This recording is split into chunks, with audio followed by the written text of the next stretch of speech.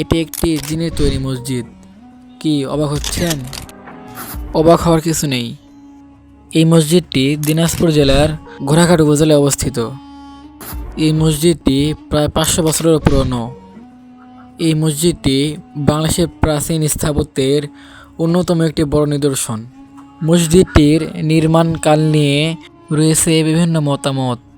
তবে অনেকেই মনে করেন সুলতানি হোসেন শাহীর শাসন আমলে 16 শতকে এই মসজিদটি নির্মাণ করা হয়। মসজিদটি মূলত দুইটি অংশে বিভক্ত: মূল নামাজ কক্ষ এবং বারান্দা। মসজিদের দেয়ালের পুরুত্ব প্রায় 1.80 মিটার। মসজিদের অভ্যন্তরে সুন্দরভাবে অলঙ্কৃত একটি পাথরের মিহরাব রয়েছে। সূরা মসজিদকে ঘিরে মানুষের মাঝে রয়েছে নানা লোককথা। স্থানীয়রা অনেকে বিশ্বাস করেন জিন বা অপদেবতারা এক রাতে এই মসজিদটি নির্মাণ করেছিলেন। এই জন্যই আমি প্রথমে বলেছিলাম এটি একটি জিনের তৈরি মসজিদ। তবে অনেকেই মনে করেন এই মসজিদটি মুঘল আমলের বাংলার সুবেদার শাহ সুজা তৈরি করেন।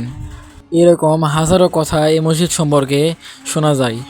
তবে যাই হোক, এই মসজিদটি অনেক প্রাচীনতম একটি মসজিদ, যা দিনাজপুর জেলার জন্য অত্যন্ত একটি ভালো বিষয়।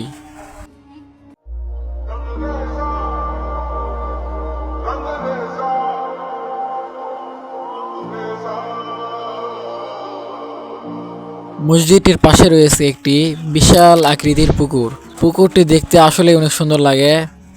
এর মাধ্যমে এই মসজিদটির সৌন্দর্য আরও বৃদ্ধি পেয়েছে। ভিডিওটি কেমন লাগলো অবশ্যই জানাবেন।